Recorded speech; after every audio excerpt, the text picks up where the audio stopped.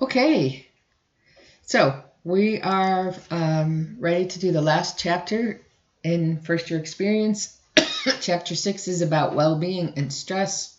One thing I've noticed when I look at other textbooks that are used for FYE classes, they have a tendency to emphasize stress a little bit more than health. And if you remember Sean Akers' uh, TED Talk back from chapter 4, the absence, what was it? The absence of sickness is not health. So the absence of stress is not well-being. So I want to tell you what well-being is, and then we'll get at the idea of stress. So before we get started, I want you to be ready for this. I want you to think about a time you were at your best. Whatever your best means to you. You things were going well. You felt happy, you felt in control, you felt loved, whatever it is, whatever your best is, and describe the situation. And now I want you to think about, you can obviously pause this. Think about a time that you were struggling. Things just were not going well, whether it was academically or at work or with relationships or whatever. Describe what happened.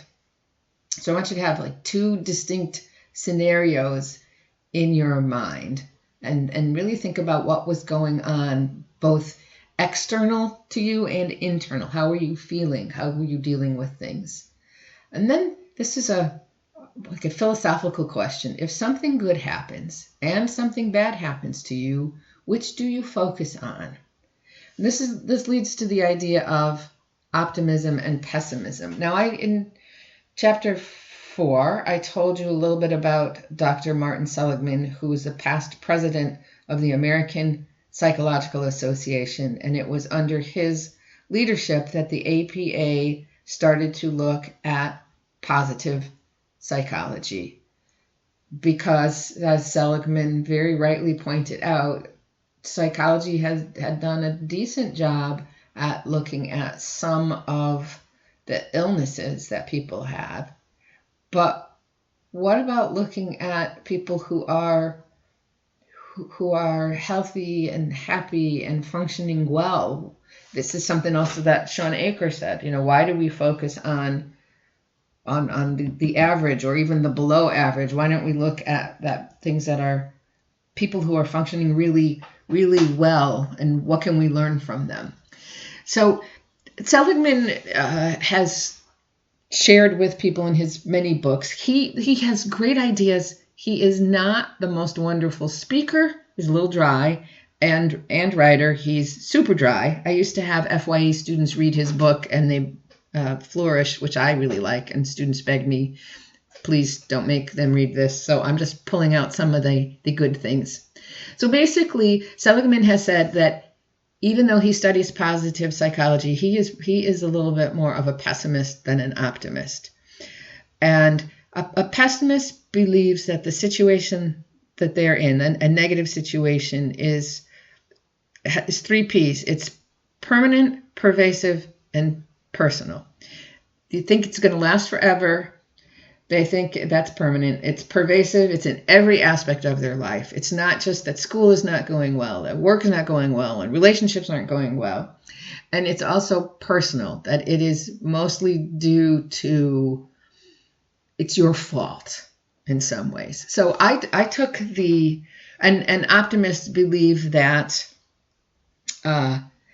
they still have bad days, but they realize it's not going to last forever, that things can be going really poorly in one aspect of their life. That doesn't mean every aspect of their life is going to be negatively impacted. And they also believe that there's a good deal of things that happen that are external, that are not under their control. So I took the test, and I found out that, big surprise to me, I was fairly pessimistic. And what pulled my score down towards the pessimism was, I think I have too much of an internal locus of control. I tend to believe that things are not going well because of what I do. And that's not always the case. So anyways, if you're interested in learning more about optimism, I can suggest a couple books for you to read, because I know everyone loves reading. Okay, so Seligman moved on from the idea of how we can learn to be more optimistic, and he developed an idea called PERMA. And his idea is there are these 5 components that go into well-being. The first one is the P is positive emotions. We've got to make sure that we are focusing a little bit more on positivity. If we have negative emotions, we have a plan to deal with them. The E is engagement. Is there something in your life that you enjoy being part of? When you're doing it, time seems to stop because you're just so into it. The R is relationships. They need to be positive. Negative relationships obviously are not good for us. The M in PERMA is meaning. Think about the quote, chapter 2. Do you have a purpose? Is what you're doing meaningful?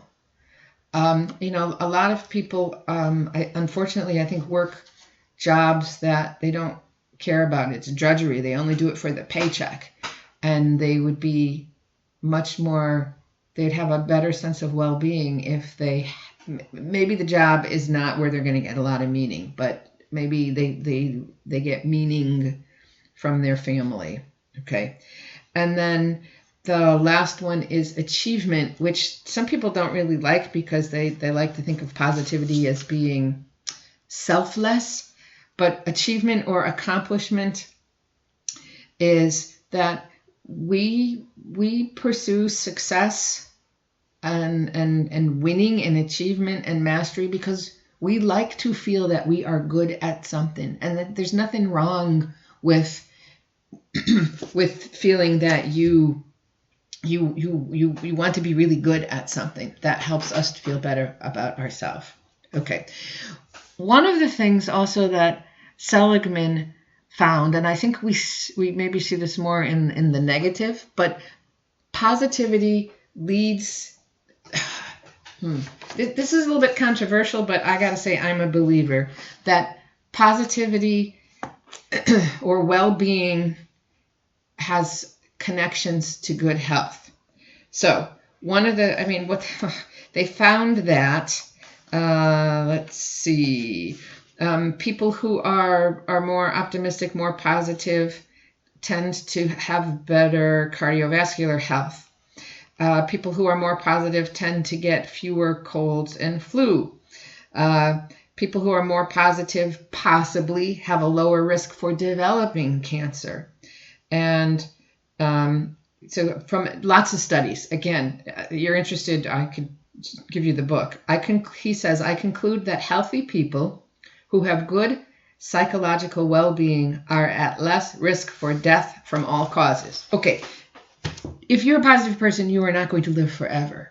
But if you can focus on well-being, chances are your health will be much better. Why? In general, positive people take better care of themselves. They exercise. They don't smoke. They don't drink to excess. There is some slight, at this point, evidence that there might be a genetic factor that people who are, that positivity is an inherited trait. Anyways, okay. Another idea that Seligman worked on with Chris Peterson was the idea of character strengths. I had you do this, I think it was the second college and career. This shows that everybody all around the world, this was a huge study. There were a lot of people who were connected to it, and they looked at cultures all around the world, not just in the United States or United States and Europe. And they came up with these 25, did I count that right? Character strengths. That these are these are characteristics that are valued around the world. And then they put them under the headings of wisdom, courage, humanity, justice, temperance, and transcendence. So you did the assessment. We all have all of these, right? My big ones are, interestingly, creativity, curiosity, appreciation of beauty and excellence, humor, and I always forget and zest. Okay. What is not a strength of mine tends to be forgiveness. That is usually the one on the bottom. That doesn't mean that I don't have it at all. It means that probably my go-to, if someone does something that I don't like, I don't immediately say, oh, you're just human, that's okay. I make a voodoo doll of them and I stick pins in it. No, not really. So again, we all have these. Now, let's say when you did the assessment, you realized that leadership was low on your the ranking, and you really want to be more of a leader. There are things that you can do to develop these, but just realize that we all have all of these, and this is gonna be important in a little bit. Sean Aker, I just lost my train of thought. Sean Aker talked about things that we can do to develop more. He uses the term happiness, I think, because his audience initially was more of like the popular press. And so he wanted to use a term that people knew. Positivity at the time was not a really strong idea. In later work, he still talks about happiness, but he does acknowledge that positivity is a better word. He talks about one of the ways that we can be more positive is to exercise one of our character, a signature strength, one of our top 5. So when you did this assessment, you probably, when it said creativity, curiosity, zest, appreciation of beauty and excellence, and humor, it was like, oh wow, it's like they knew me. Well, duh, I'm the one who took the test, so obviously, I guess I have pretty good self-awareness. So if this is who I feel I am, this is the core of me, then obviously when I'm doing something that is creative, or where I'm exercising my curiosity, or I am being really zestful, and I'm walking in the morning and I'm seeing the sunrise and I'm seeing how beautiful it is, or I am making a joke, making people laugh, I feel good because I feel like I am not being dishonest. I am being who I really am. Okay, so back to Sean Aker. He came up with a list of 5 elements in the TED Talk that you watched, and in the chapter that I asked you to read, I think it was pages maybe 51 to 56, something like that, he mentioned a few more activities that we can do to be more positive. Aker and his wife and his sister, Amy the Unicorn, have formed the Institute for Applied Positive Psychology, I think. And, I put 5 extra activities. It's actually 6. Okay, I can count. I'll have to fix this. This actually, I read an article that his wife had written, and she brought these out, but these are part of their shared activities, things they had come up for their institute. Okay, connect with someone. Some of us have the feeling that we need to do everything on our own. We want to be very independent, and there's all kinds of evidence that we feel good when we are with other people. Think about it right now during the pandemic, when you're not seeing people that you're not hanging out with people that you normally would. You probably feel you're not feeling very positive. Your well-being has suffered. Okay. Disconnect from social media. Honestly, I'm surprised we don't already have a program for cell phone addiction counselors. People are addicted to social media, and what's the problem with social media? There's an awful lot of negativity out there, and if there's not negativity, there are people posting, tweeting, Snapchatting, Instagramming about how wonderful their life is, and it's making you feel like crap because your life is not that wonderful. Social media is not necessarily dishonest, but I think it is a very skewed look at reality. Also, think about it. If your social media is on your phone, when you're looking at your phone, are you looking straight ahead or up? No, you're looking down. That puts a lot of strain on your neck and shoulders. And also, you're looking down. You know, we have expressions in English. I'm feeling down. So try to disconnect from social media. Remember back in chapter 2, was it? Where I had you write about, it was chapter 2. The quote where Damon talked about having our purpose in mind. If we have a purpose, we're more apt to reach our goal.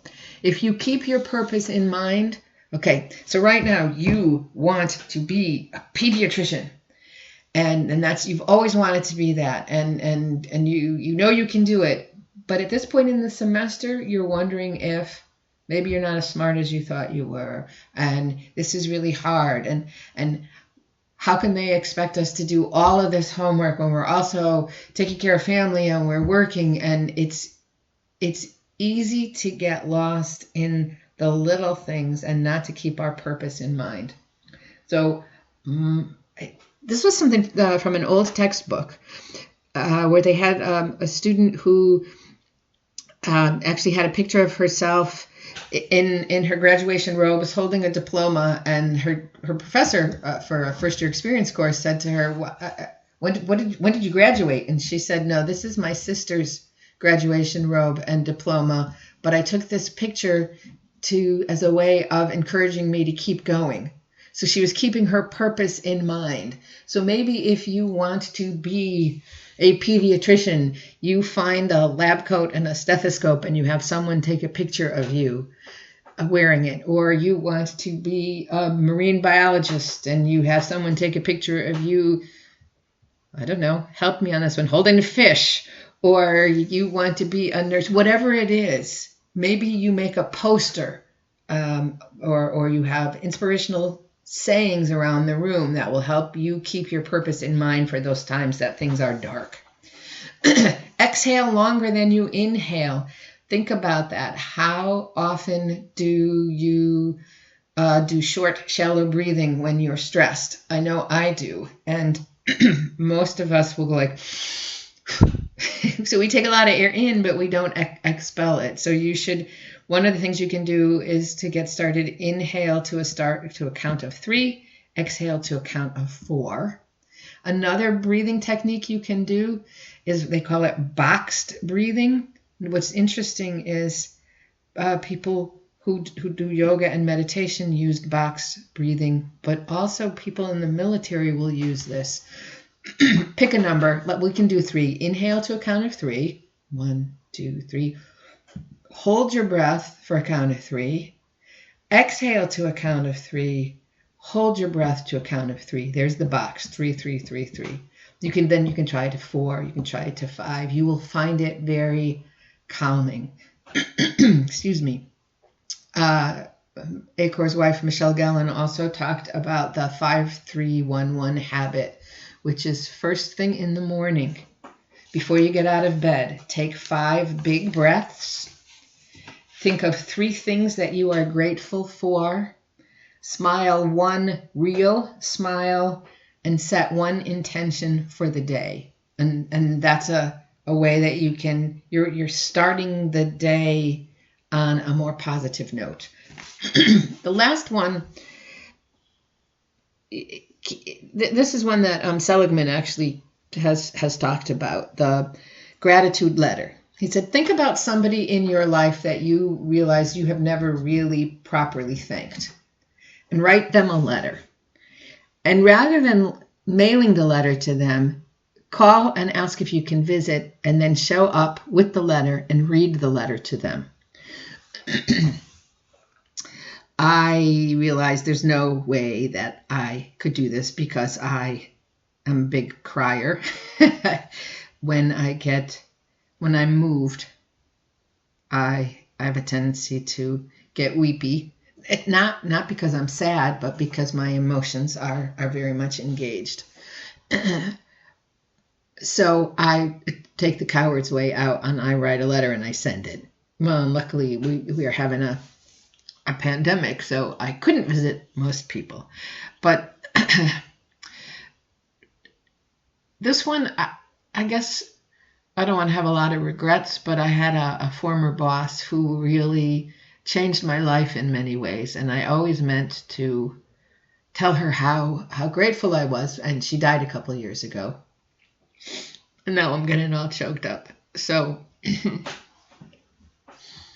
if we write a gratitude letter, or if we can do a visit, we see, number one, we've expressed our gratitude, which is always a good thing, but we haven't just said, I'm grateful for these things. We've said to the person, I'm grateful for you. And seeing their reaction is very positive for us also. Okay, so Sean, here's a message from Sean Aker. It's from his second book called Before Happiness. And he says, before we can be happy or successful, we need to develop the ability to see that positive change is possible. Only once we learn to see the world through a more positive lens can we summon all our motivation, emotion, and intelligence to achieve our personal and professional goals. So I really like this. I confess I'm a huge Sean Aker groupie. If I had better internet skills, I would probably be stalking him online. So before I close, well, there are two things I want to I want to talk about stress, and I wanted to show you a couple of things on the in Blackboard. There's a difference between what we call eustress and distress. Eustress is a kind of happy stress. So in my younger day, when I was skinny and very physically fit, I was a runner. I was actually a sprinter, and right before when they would say, runners take your mark, I tell you, my stomach was churning, my heart was beating really fast. If I were hooked up to monitors, doctors, when people didn't know what was going on, they'd say, wow, there's a lot of stress going on here.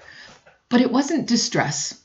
Okay, it was a good kind of stress because it made me perform well. Sometimes people in class tell me they like to do things at the last minute because they feel they get this burst of energy. Honestly, that to me is more distressing. But if you go to the doctors because you're having a physical, and they might say, well, have any of these events happened in the past year? And they'll say things like, you lost a job, you got divorced, you got married, you had a child. And you're wondering, why are they asking me about happy things? Because these happy things are things that can stress us, even if it is a good stress. Okay. I don't want to spend a lot of time talking about stress because that's not a specialty of mine. I have read extensively in the area of positive psychology and well-being, and so I feel comfortable talking about that. And talking about ways of dealing with stress, I would rather point you to some of the resources. So what I want to do is show you, here we go, in our course. If you go to course content and then you scroll down to supplemental material, and then you go to stress and health. What we have are, let's see, two articles, a TED Talk, 3 links to websites that are from the Connecticut Clearinghouse. There's so much information here. And then the last 2 are specifically from TUNCSIS, the Mental Health and Wellness Resources, and then self-care support apps and websites. But what I want to do is leave you with, I have a Fitbit, and my Fitbit, I've decided I'm going to track mindfulness. And I do, not every day, but a few days a week, I do a 2-minute stress reliever. And I'm going to play it for you. I'm sure I'm breaking copyright laws because this is something from Fitbit and you don't have a Fitbit. But I'm going to play it for you. It's a brief, it's probably about 2.5 minutes guided meditation to quickly de-stress and relax. Begin by taking slow, deep breaths in through your nose and out through your mouth.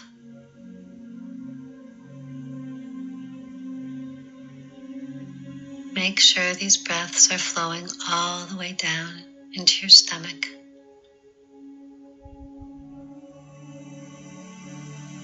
Keep these breaths smooth and rhythmic. Breathing in, breathing out.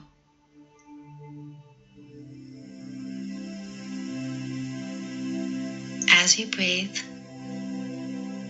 begin to focus your attention on those areas where tension tends to get stored. You can soften these areas by actively relaxing them as you direct your out-breath into them. Your stomach, relax. Your shoulders and neck, relax. Your jaw, relax. Your forehead, relax. Look for any other places that might need some attention.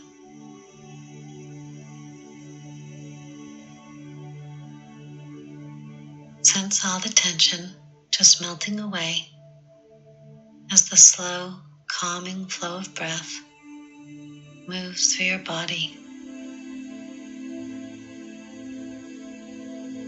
With each inhalation, you're drawing in a sense of calm and relaxation. With each exhalation, you're releasing any tension or stress.